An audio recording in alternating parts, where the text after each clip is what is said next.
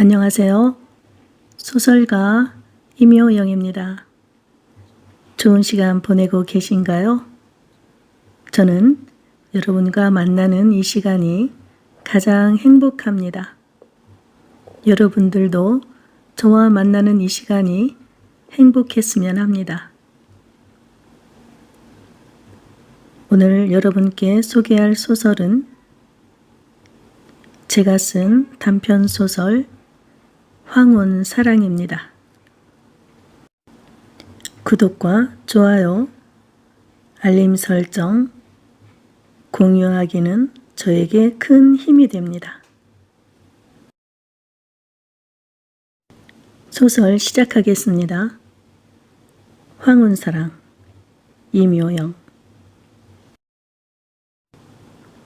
나비 교태가 위험한 것은, 위험하기에 아름다운 것은 그것이 카리스마의 자장 속에 포획되지 않고 조직의 길에 편입되지도 않기 때문이다. 교태는 원칙적으로 사회적 신뢰를 배제하면서 살아가야 하는 불안한 경계의 삶이다. 걸음도 빠르십니다. 수정은 뒤에서 들려오는 남자의 숨찬 소리에 고개를 돌렸다. 언제 따라 붙었는지 남자가 가쁜 숨을 몰아쉬며 쫓아오고 있었다. 저보고 한 말이에요? 네, 산을 아주 잘 타시는군요.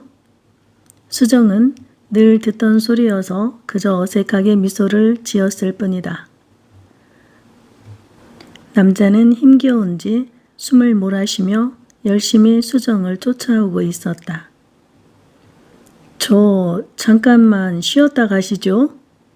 숨찬 남자의 말에 수정은 또다시 어색한 미소를 지으며 그래요, 잠시 쉬죠. 남자는 수정의 말이 떨어지기가 무섭게 주변을 두리번거리더니 적당한 돌을 찾아 비교적 평평한 곳에 가져온 발포 매트 등산 방석을 놓으며 앉으라 권했다. 아닙니다. 저는 산행 중엔 되도록 앉지 않아요. 그래요? 역시 대단하십니다. 수정은 그 말 역시 언제나 듣는 레파토리라 대답하는 것도 이젠 식상했다. 남자는 수정에 앉지 않자 자신도 서 있어야 하나 망설이는 눈치였다. 힘드시면 거기 앉으세요. 그녀의 말이 떨어짐과 동시에 기다렸다는 듯 네, 그럼 전 좀 앉겠습니다.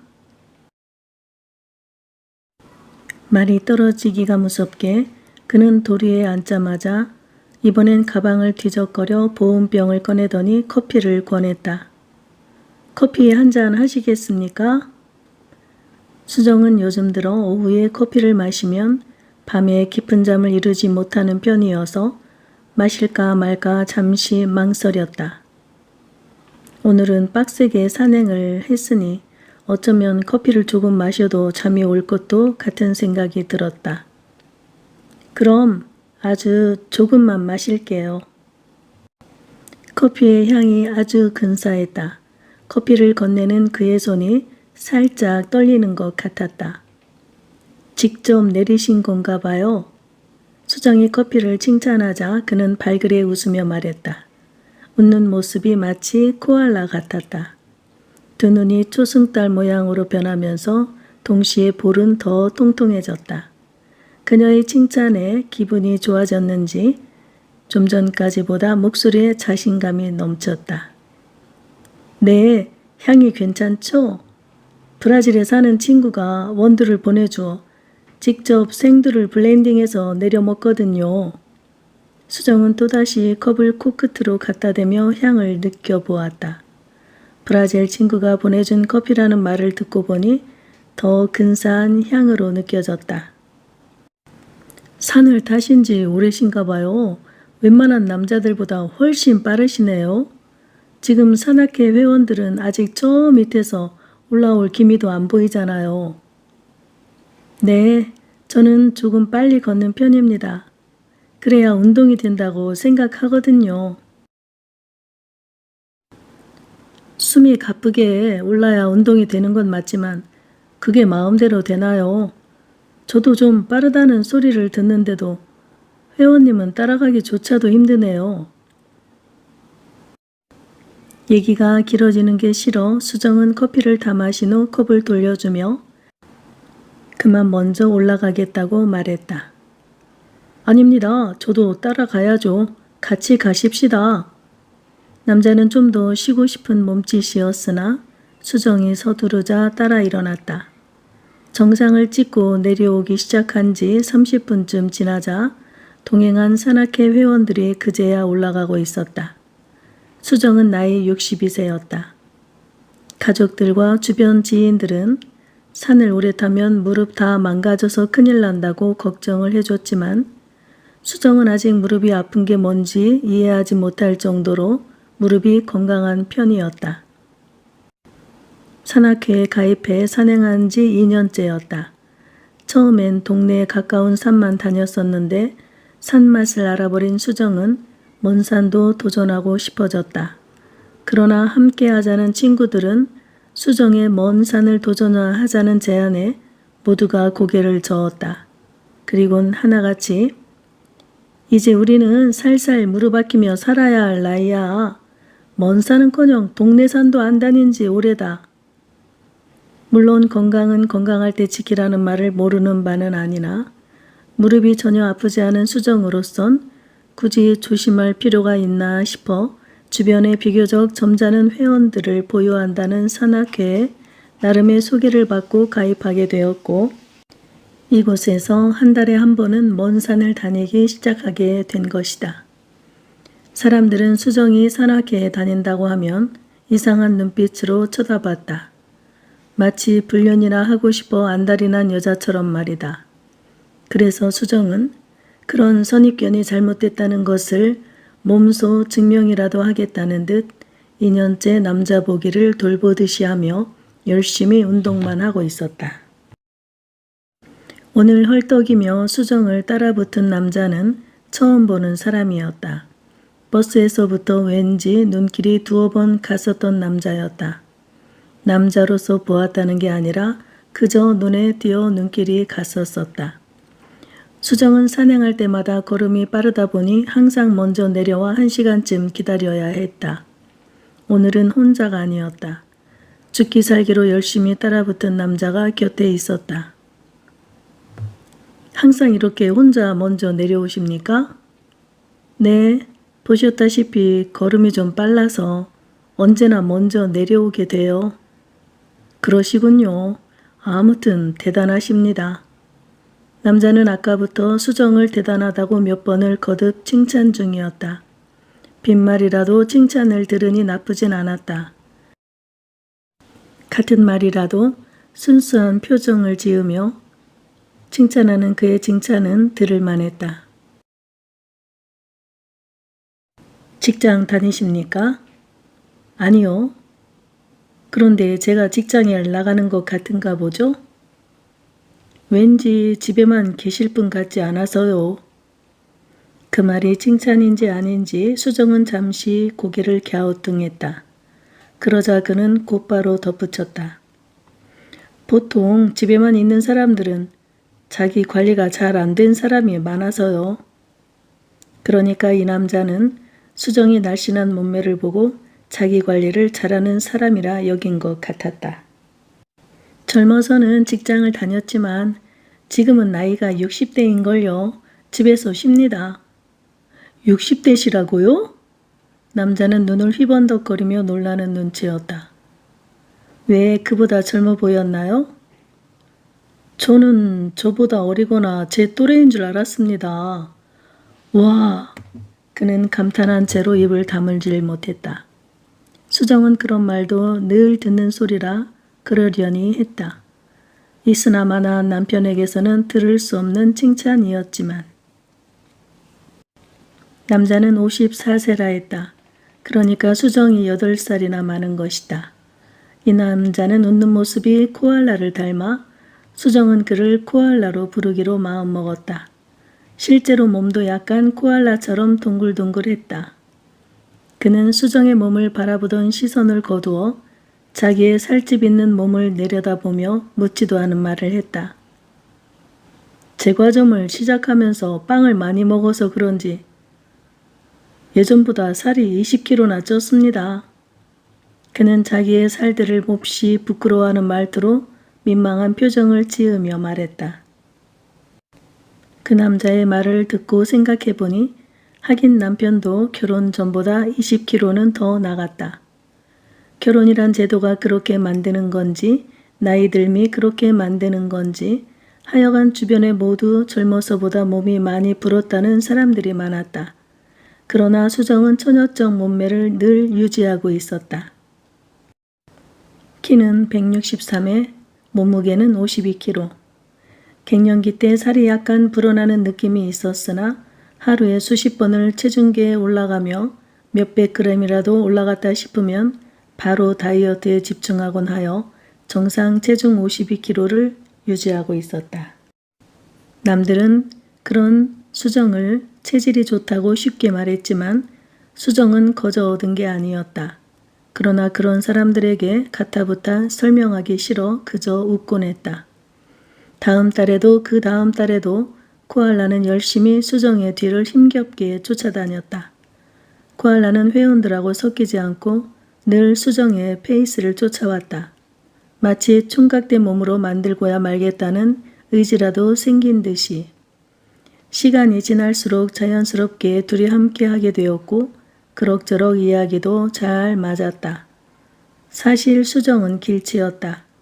혼자 앞서가다 보면 까마득히 떨어져 있는 회원들과 서로 길을 엇갈리는 건 아닌지 겉으론 이까지 산행쯤이야 혼자서도 갈 수 있다고 당당한 척 했지만 걱정이 될 때도 있었다. 어쨌거나 코알라가 됐든 코끼리가 됐든 남자가 옆에 있으니 그런 면에선 든든한 점도 있었다. 코알라는 언제나 브라질 친구표 생두로 블렌딩한 커피를 가져왔다. 수정도 그 맛에 조금씩 중독이 되어 언제부턴가 은근히 그 커피를 기다리게 되었다. 사실 수정은 나이 들면서 수면의 질이 좋지 않아 커피를 끊었었는데 코알라가 가져오는 커피는 마시고 싶어졌다. 희한한 것은 산행 중에 코알라가 가져온 커피를 마셨다고 잠을 이루지 못한 적은 없었다. 어쩌면 불면과 커피가 상호관계가 있는 게 아니라 정신적인 문제인가 생각하며 고개를 갸우뚱거린 날도 있었다. 코알라는 헬스장도 끊었다면서 평일엔 헬스장에서 운동해 이젠 몸 좀 만들고 싶다는 의지를 표명했다. 수정은 웃으며 바로 직언했다. 몸을 만들고 싶으면 빵부터 끊으세요. 그는 사람 좋은 웃음을 웃으며 이렇게 말했다. 맞습니다. 빵이 살의 적신호인데 탄수화물도 중독이 되는지 빵 끊기가 쉽지 않습니다. 원래 직장을 다니다 빵집을 하기 시작한 건 빵이 너무 맛있었기 때문이었거든요. 비싼 빵을 사 먹느니 내가 빵집을 열어야겠다라고 말이죠. 우린 잔안의 커피가 흔들리도록 함께 웃었다. 그렇게 우연히 친해지게 된 코알라는 어느 날 산악회가 아닌 둘이서만 등반하는 건 어떠냐고 넌지시 물었다. 이곳은 한 달에 한 번만 오잖아요. 그 외 일요일엔 뭐 하세요? 전 그냥 동네산 다니죠. 같은 산만 다니는 건 좀 지루하지 않나요? 그야 그렇지만 그녀가 우물쭈물 말을 마치기도 전에 그가 입을 열었다. 우리 산악회 오는 넷째 주 일요일 말고 그 외 일요일마다 둘이 산을 다니는 건 어떤가요? 둘이서만요? 수정은 그의 느닷없는 제안에 몹시 놀랐다. 그러나 바로 코알라의 제안이 그렇게 나쁜 것만은 아닌 것도 같았다. 사실 좋다 나쁘다 이전에 묘한 감정에 휩싸였다. 남편은 일요일마다 친구들과 골프하느라 바빴다. 부부가 한 집에 살면서 취미가 다르니 남보다도 못했다. 사실 수정은 이곳 산행하는 날 말고는 그러잖아도 외로워 혼자라도 먼 산을 다녀볼까 고민 중이었었다. 마음 같아서는 그동안의 경험으로 보아 코알라랑 비교적 대화도 잘 맞았고 함께 다니면 편할 것 같긴 했지만 문제는 주변의 눈이 신경 쓰였다. 코알라랑 불륜할 건 아니라지만 어쨌든 둘이 다닌다면 남편은 물론이고 아들, 딸에게도 왠지 부끄러운 짓 같았다. 아들, 딸은 다 결혼해서 나가 살지만 꼭 누구한테 들켜서라기보다 마음이 허락하지 않았다는 게 정확한 표현일 것이다. 결혼했다면서 부인하고 같이 다니지 그래요. 코알라는 잠시 눈을 아래로 내리고 무슨 말을 할까 말까 한참을 망설이더니 아내는 몸이 좀 아파서 같이 산행하긴 힘들어서요. 그렇다고 혼자 다니자니 자신도 없고 수정님이랑 다니면 운동도 되겠다 싶어서요. 안 될까요?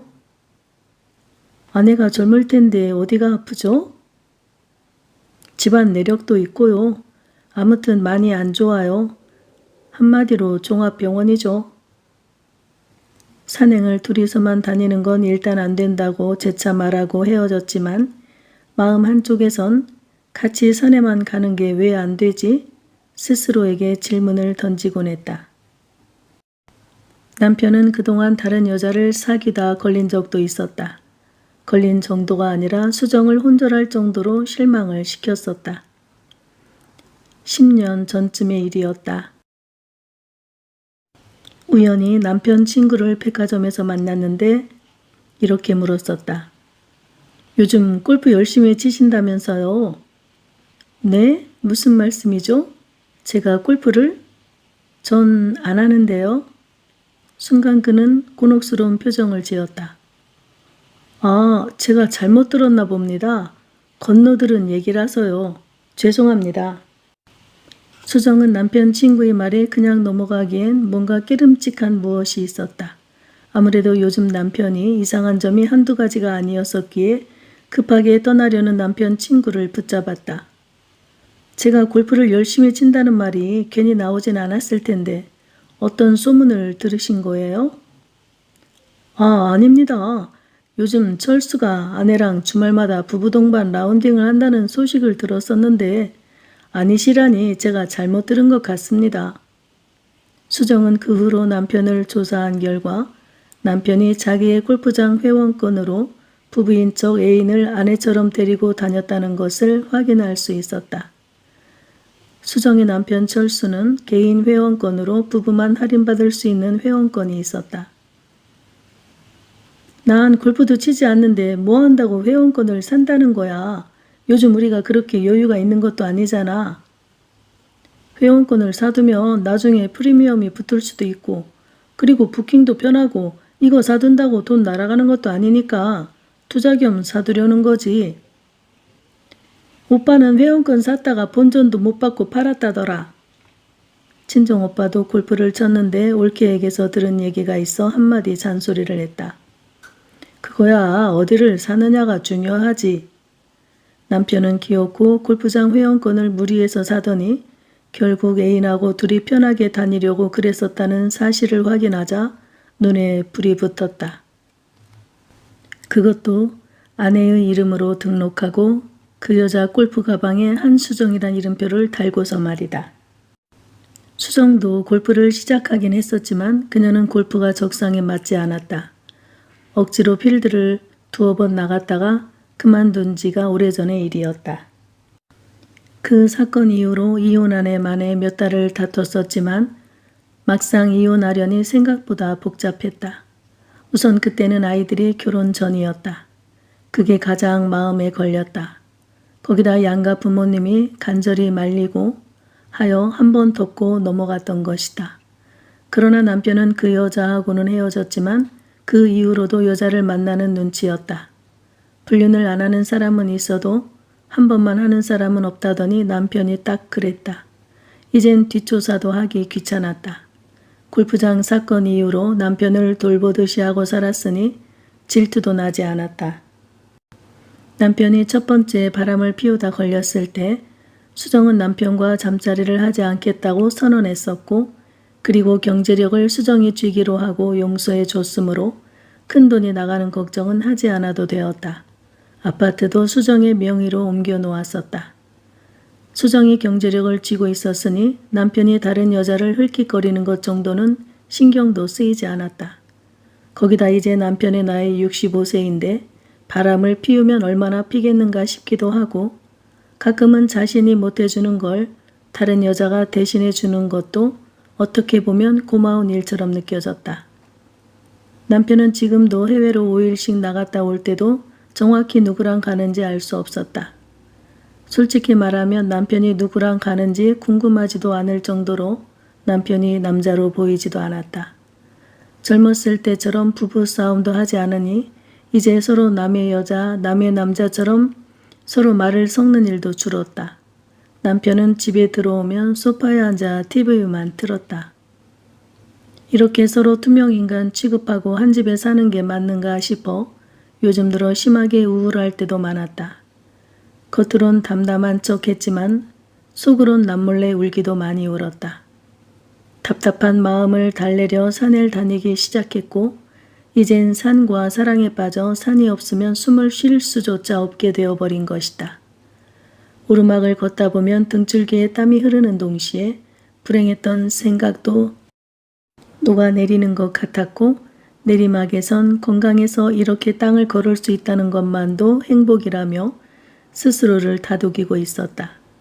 산은 사랑이었고 수정에게 치유제였고 살아갈 힘이었다. 하루는 일요일이었다. 그날은 남편이 골프 약속이 없는지 소파에 옆으로 누워있는데 아랫배가 한 소쿠리 쏟아져 나와 보였다.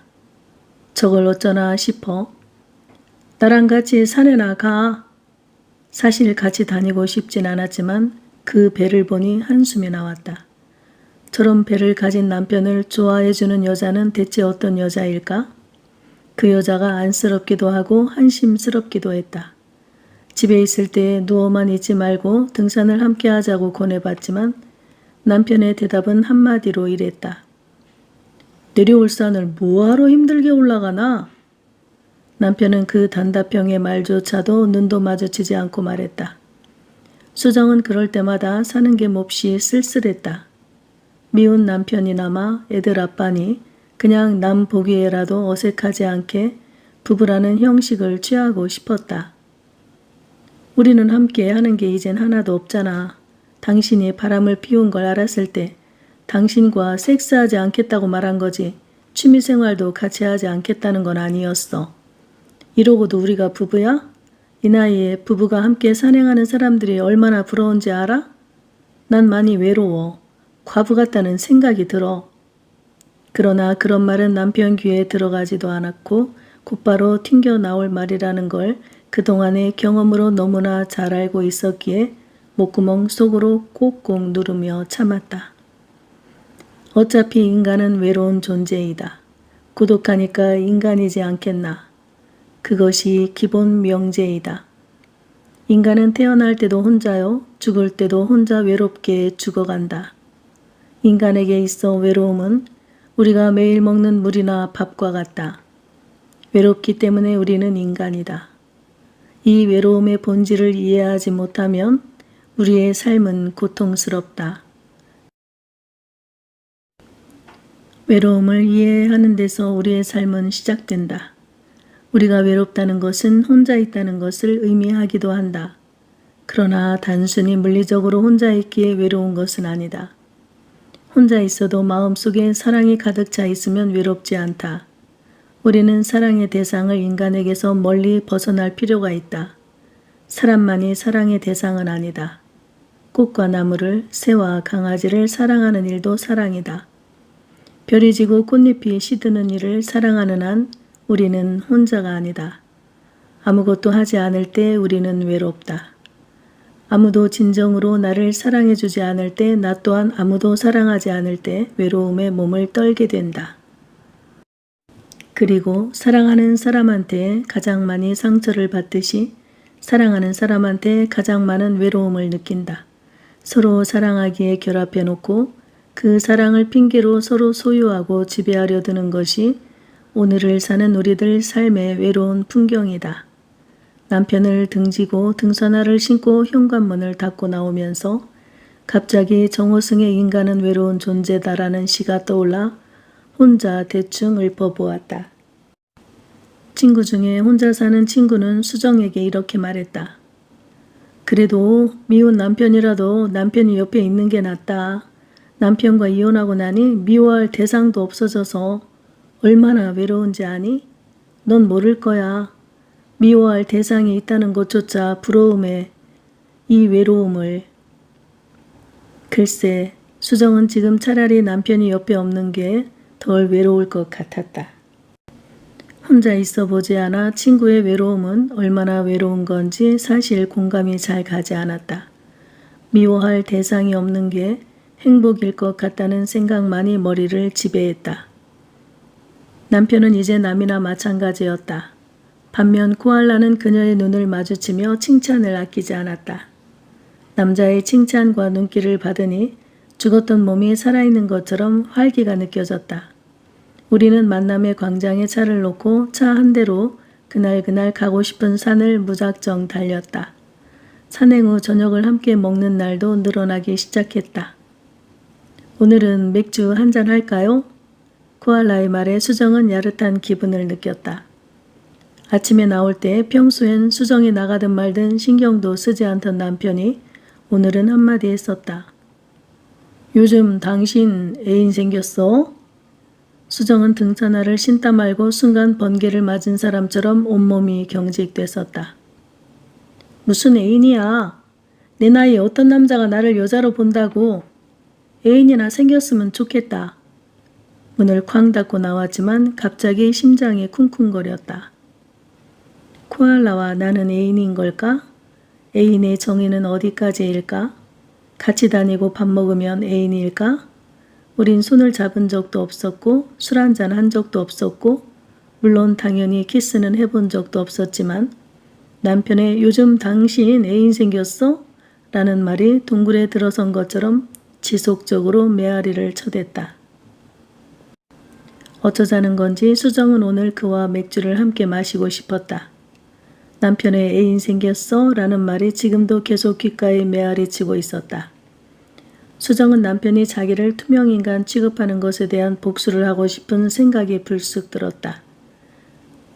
코알라가 나를 여자로 보고 있는 것일까? 그건 아닐 것 같았다. 요즘 남자들은 자기보다 10살 이상은 어려야 여자로 본다는데 8살이나 많은 늙은 여자를 여자로 생각하진 않을 것 같았다. 그러나 그동안의 눈빛을 보면 여자로 보고 있는 것 같기도 했다. 아니다. 그것도 내 나이 62. 우린 그냥 산에 다니는 친구. 그 이상도 그 이하도 아니다. 맥주 좋아요. 그의 맥주 마시자는 제안에 수정은 시원하게 답했다. 사실 수정은 그동안 코알라랑 산에 다니면서 속으로 걱정하고 있었다. 공장문 닫은 지가 언젠데 만약 코알라가 애인하자고 하면 어떡하나? 그게 가능할까? 남편에게 미안한 것보다 그게 가능할지 가능하지 않을지 솔직히 말해 그것이 더 신경이 쓰였었다. 머리는 눈 내린 논두렁처럼 듬성듬성 희끗희끗한 데다 아니 더 솔직히 말하면 희끗희끗해진 게 어디 머리카락뿐인가. 머리카락이야 염색해서 위장하면 되었지만 희끗해진 그곳은 어찌한단 말인가. 주말이면 코알라와 산을 함께 올랐다. 맥주를 한 잔 함께 마신 다음부터는 둘 사이에 전과는 다른 어떤 친밀감이 있었다. 조금 경사가 심한 곳에서는 그가 손을 잡아주기도 하고 어떤 곳에서는 뒤에서 등을 받쳐주기도 했다. 그의 손은 따뜻했다.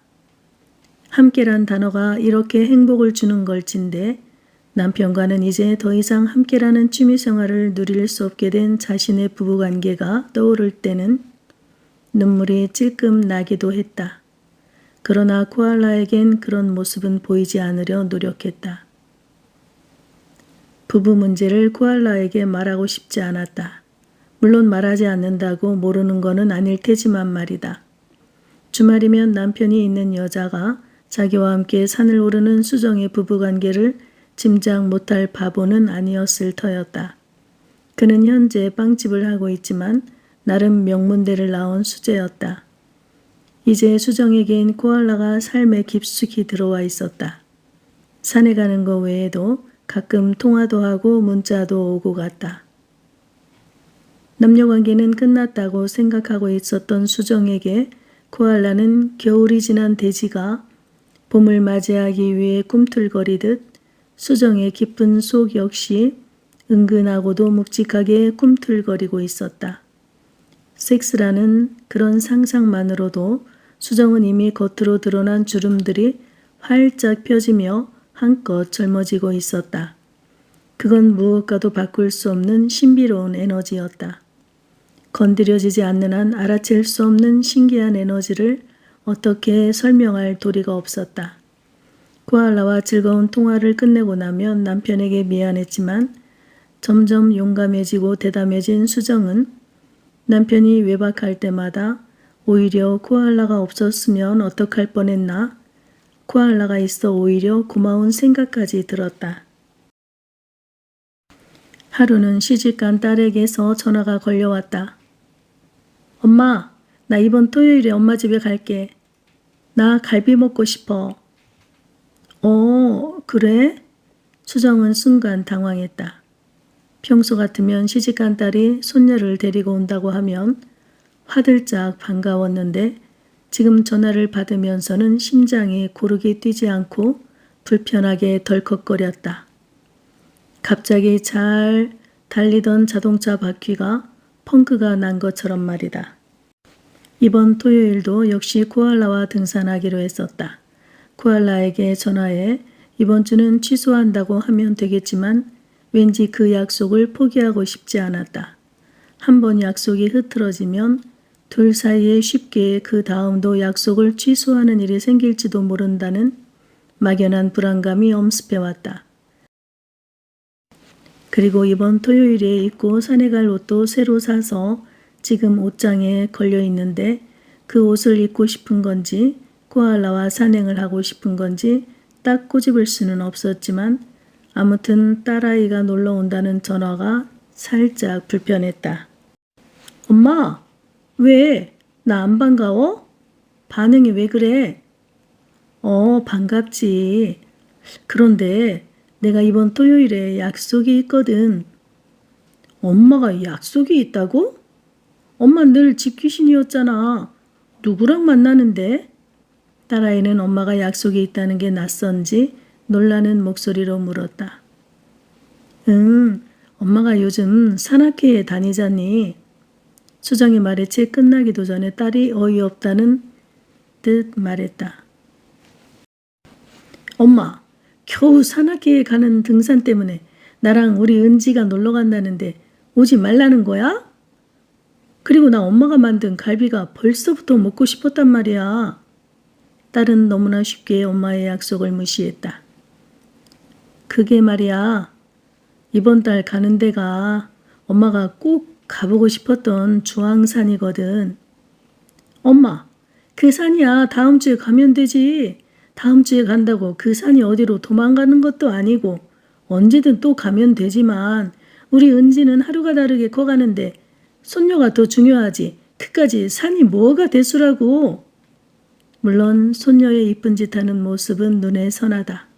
그러나 엄마의 등산 같은 건 아무렇지도 않게 치부해버리는 딸의 말이 못내 서운했다.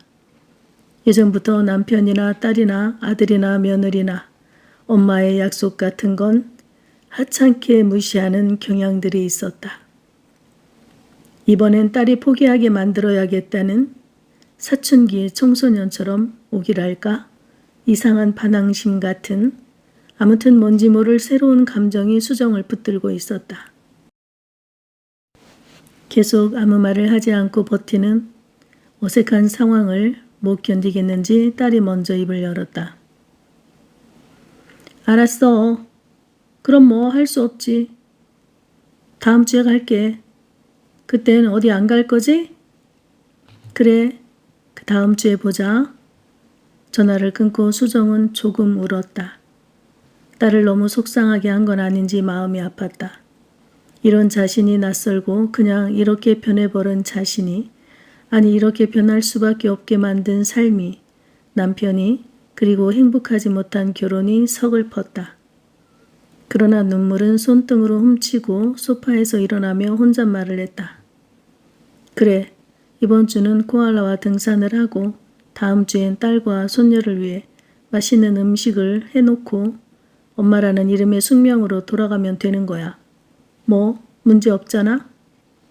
수정은 열흘 뒤에 나올 딸과 사위와 손녀를 위해 무슨 요리를 해야 하나 야채부터 고기까지 핸드폰에 있는 노트를 켜서 하나하나 목록을 적어 내려가기 시작했다. 딸에게 자신의 주장을 굽히지 않은 일이 아마도 처음 있는 일이지 싶었다. 엄마라는 이름으로 자식 일이라면 자신의 약속 같은 건 자동으로 저 멀리 뒤로 밀려나곤 했었다. 그러고 보니 코알라와의 만남을 한 주 건너뛴다는 게 이렇게 힘든 일이라는 걸 딸아이 전화를 받고서야 깨달았다. 시장을 볼 목록을 적고 나서 수정은 좀 전에 딸과 대치전을 생각하며 슬며시 미소를 지었다. 엄마라는 이름에서 수정이란 이름으로 돌아온 듯 야릇한 기분이 들었다. 그 후로 아이들이 손주 보여준다고 놀러 온다고 하면 이제 슬슬 다른 핑계를 대며 가족 간의 만남도 띄엄띄엄 만나게 되었다. 아이들이 놀러 온다고 하면 이제 약간의 스트레스를 받았다. 아들 며느리가 오든 사위와 딸이 오든 그들이 좋아하는 음식을 만들려면 며칠 전부터 음식 장만을 해야 했다. 그런데 이제 나이 60이 넘다 보니 주방에서 며칠 일하다 보면 힘이 들었다. 이상하게 코알라와 산행을 하는 건 힘들어도 재밌었지만 주방에서 며칠 서서 일하는 건 힘에 부쳤다. 아이들은 집에 오면 서로 그동안에 있었던 일을 오순도순 이야기하지도 않을 뿐더러 주방에서 일하는 엄마를 거들어줄 생각은 하지 않고 핸드폰을 한다거나 각자 소파나 침대에 널브러져 있었다. 주방에서 설거지를 마치고 뒤돌던 수정은 순간 이곳저곳에 널브러져 있는 아이들의 모습이 좀비처럼 흉하게 보였다. 얼마 전까진 가족이 한자리에 다 모이면 그제야 이가 빠진 동그라미가 아닌 흠결 없는 완성체 같았었다. 이게 사람 사는 거지. 속으로 말하면서 뿌듯했었다. 그런데 나이가 들어 음식하는 게 힘들어서인지 코알라와 산행하는 게 더 좋아서인지 어떤 분명한 이유로 구분할 순 없지만 확실히 예전과는 180도 다른 감정이 들었다. 머리가 폭발할 지경이었다. 널브러져 누워있는 젊은이들이 좀비처럼 보이기 시작하자 엄마라는 이름으로 어깨가 빠지듯이 밥상을 차려내야 한다는 게 불편해지기 시작했다. 이틀 정도 아이들이 다녀가면 온몸이 아프기 시작했다. 거기다 손주들은 한번 왔다 하면 온 집안을 난장판을 해놓는 데다가 울고 떼쓰기 시작하면 머리가 흔들리고 어지러웠다. 한마디로 정신이 안드로메다까지 날아갔다 아이들이 돌아가야 다시 정상으로 돌아왔다. 이제 아이들이 오면 반갑다가도 가면 더 반가웠다. 아이들이 오는 날은 코알라를 만나지 못하는 사실이 정신적으로 더 피곤함을 느끼게 했는지도 몰랐다. 코알라와는 서로 눈을 마주치며 이야기하지만 가족들과는 그렇게 눈을 반짝이며 이야기하지 않은 지 오래였다. 엄마란 그저 저들 먹고 싶은 밥이나 차려주는 존재 정도로 여기는 아이들이 못내 서운해지기 시작했다. 코알라를 만나기 전까진 느낄 수 없었던 자신의 존재를 알아가기 시작했다. 2022년 노벨상을 수상한 프랑스 작가 아니 에르노는 단순한 열정이란 책에서 이렇게 말했었다. 어렸을 때 내게 사치라는 것은 모피코트나 긴 드레스 혹은 바닷가에 있는 저택 따위를 의미했다. 조금 자라서는 지성적인 삶을 사는 게 사치라고 믿었다. 지금은 생각이 다르다.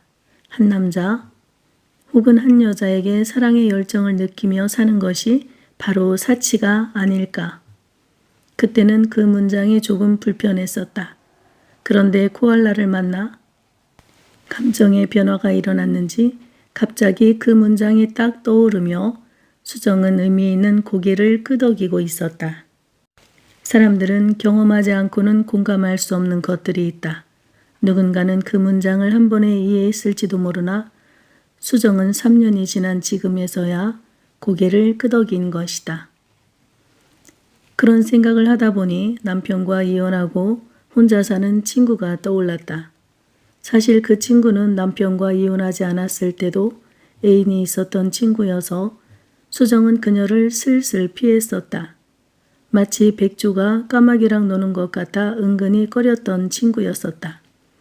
그동안 전화를 피하고 멀리했던 미안함을 동반한 마음으로 떨리는 손으로 그 친구에게 전화를 걸었다.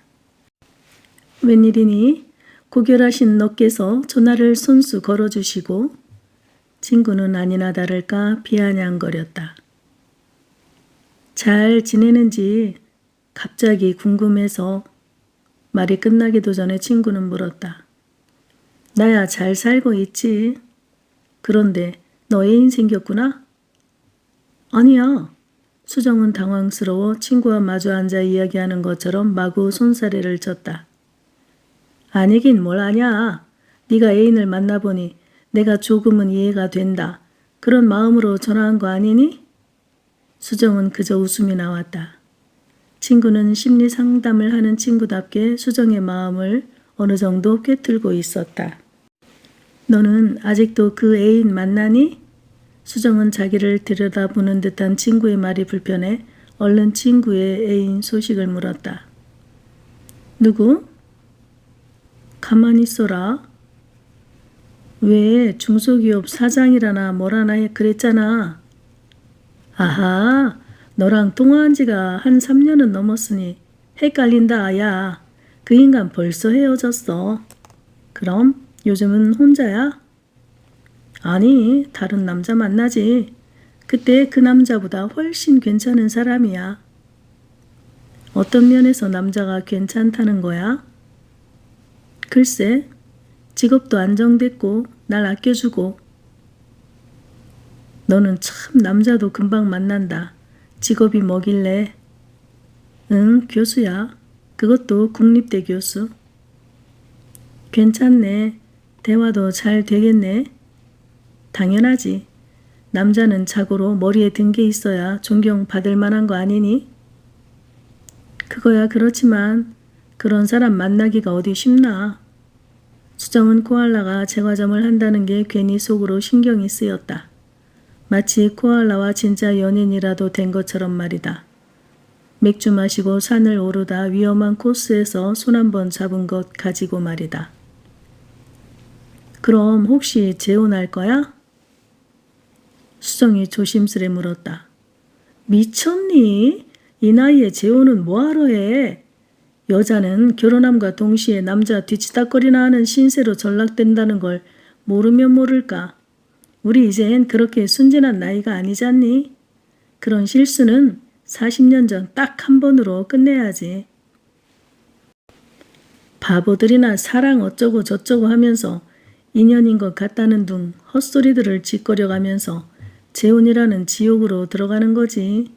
주변에 재혼했다가 실패한 친구들이 어디 한두 명이니? 어차피 사랑이니 나발이니 그런 건 한마디로 다 웃기는 소리야. 그냥 인간은 외로우니까 서로 몸부림치는 거야. 그냥 그 이상도 그 이하도 없는 게 남녀의 사이야. 그리고 처음 한 번 하기가 어렵지. 두 번, 세 번째는 자동으로 붙어. 그게 불륜의 논리지. 그리고 그 남자는 가정이 있어. 그것도 아주 철옹성 같은 단단한 가정이지. 나와 연애는 하지만 그 남자 역시 남녀관계를 너무나 잘 파악하고 있는 남자야. 이 나이에 순수한 사랑이란 한마디로 지나가는 개나 줘버리는 말이란 걸 모르는 바보도 아니야. 솔직히 말해서 연애할 때만큼 그것만큼 살아있는 생동감을 주는 게 어디 있니? 난 연애할 때만 살아있다는 생각이 들어. 그 남자가 교수가 아니면 안 된다는 건 아니야. 그저 나를 살아있게 만들어주는 지금 그 상대가 좋을 뿐이야. 연애하지 않는 삶은 죽은 거나 마찬가지거든. 사람은 섹스해야 건강해져. 섹스해야 건강해진다고? 그럼 섹스는 심장질환, 뇌경색, 그 외 당뇨나 고혈압, 고지혈 등등 혈관 질환들을 예방하는 거야. 주변에 연애하지 않는 것들 봐봐라. 아침마다 이 약, 저 약, 한 주먹씩 약을 챙겨 먹느라 바쁘잖니? 어떤 애는 하루 종일 보조제와 약만 먹어도 배가 부른다고 하더라. 친구는 말하면서 많은 약을 먹는 친구를 떠올렸는지 멸시하는 투로 소리내어 웃었다. 네 논리대로 말한다면 그럼 넌 약 하나도 안 먹는다는 거네? 당연하지. 땀 빼고 섹스하는데 그런 약을 왜 먹니? 난 남들 다 아는 등산 같은 것도 안 다니는데도 그래도 기저질환 하나도 없고 코로나도 한 번 안 걸렸다. 운동으론 섹스가 최고야. 사람들은 그 지루하고 재미 하나도 없는 등산을 왜 하는지 몰라? 친구의 말에 수정은 속으로 뜨끔했다. 섹스한 지가 언제던가. 정말 친구 말대로 섹스하지 못하니 대신 땀을 빼기 위해 산에 다니는 걸까? 자연이 좋아 산을 다닌다고 생각했던 수정은 고개를 갸웃했다. 친구의 말발은 자타가 공인하는 말발이었다. 친구는 또다시 일장연설을 했다. 섹스 안 하는 사람들이나 어디 가서 생전 땀 뺄 일 없으니 이미 망가진 혈관 질환이나마 그나마 조금이라도 건강 지킨다고 열심히 산에 다니고 만보니 이만보니 하면서 지들끼리 종일 운동장이나 뺑뺑이 도는 거지. 한참을 섹스 강연을 하던 친구가 물었다. 그나저나 네 애인은 나이가 몇이야? 애인 아니고 그냥 만나는 사람이야. 아무튼 그렇다 치고 나이가 어떻게 되냐고. 나보다 조금 어려. 오, 연하의 남자를 만났다 그 말이네. 이거 나보다 난데? 연하면 좋은 거야? 얜 아무래도 젊은 애가 낫지. 아무렴 할아버지가 낫겠니? 수정은 핏 웃었다. 직업은 뭐야? 그냥 개인 사업해. 헐, 요즘 개인 사업자들 밥이나 먹고 사냐? 나라가 이렇게 시끄러우니 경기가 안 좋아서 난리잖니? 혹시 네가 돈 쓰며 만나는 건 아니겠지? 수정은 어떻게 말해야 할지 난감했다. 수정이 가만히 있자. 하긴 네가 연상이니까 더 많이 써야 되겠네. 나이 많은 여자를 챙겨주는 연하의 남자라면 나도 내가 잘해줄 수 있는데 네가 만나는 남자 친구한테 나도 소개 좀 부탁해봐. 친구는 웃으며 장난처럼 말했다. 얘는 나 진짜 그런 사이 아니라니까. 그러니까 아직까진 아니라는 거잖아. 알았어. 알았다고. 사실 요즘 알고 보면 우리 나이에 다른 남자하고 연애 감정 안 느껴본 여자가 어딨냐? 다 내숭 떠는 거지. 물론 있긴 있지. 여기저기 아파서 살아있다는 자체가 짜증이 나는 친구들이야. 물론 애인을 두지 않지. 아니 애인을 두지 않는 게 아니라 아픈 여자는 아예 남자들이 가까이 안 가. 집에 있는 마누라들도 매일 여기 아파 저기 아파 하니까 남자들은 아프다는 소리에 경기하거든. 아프다고 하면 남자는 다음부터 이유 없이 아마 몹시 바빠질걸. 친구는 자기가 말하며 혼자 크게 웃었다. 친구의 말을 들으며 연상이지만 건강한 수정을 좋아하는 코알라의 입장이 조금은 이해가 갔다. 집에 있는 아내는 종합병원이라 하지 않던가. 그래서 산을 날 다람쥐처럼 타고 올라다니는 자신에게 호감을 가질 수 있었겠다는 생각을 하며 고개를 끄덕거렸다. 언젠가 코알라가 건강한 여자가 매력이 있다고 했었던 말도 떠올랐다. 수정은 사실 예쁜 얼굴은 아니었다. 키도 커서 남자에게 폭 안길 수도 없었다. 스스로 생각해도 한마디로 사랑스러운 여자가 아니었다. 다만 관절이 튼튼해 산을 날아다니는 것 외에 특별히 내세울 것도 없었다. 젊어서는 예쁘다 소리를 별로 듣지 않았었는데 나이가 60대가 되고 보니 뚱뚱하지 않고 건강한 여자라는 그 하나로 남자에게 어필이 된다는 게 웃음이 났다. 한편으론 코알라와 연애 감정을 갖는다는 게 남편에게 자녀들에게 죄스럽기도 했다. 그러나 남편과 애들을 위해 40년을 희생했으니 이제 나를 좋아해주는 남자와 만나는 건 용서받을 만한 일일까? 아니면 용서받지 못할 일일까? 지금이라도 나와 함께하고 싶어하는 코알라의 전화를 거절해야 할까? 그런 생각을 하는데 코알라에게 문자가 왔다. 우리 이번 토요일은 1박으로 설악산 어때요? 그녀는 선뜻 대답할 수 없었다. 다만 심장이 불안하게 요동쳤다.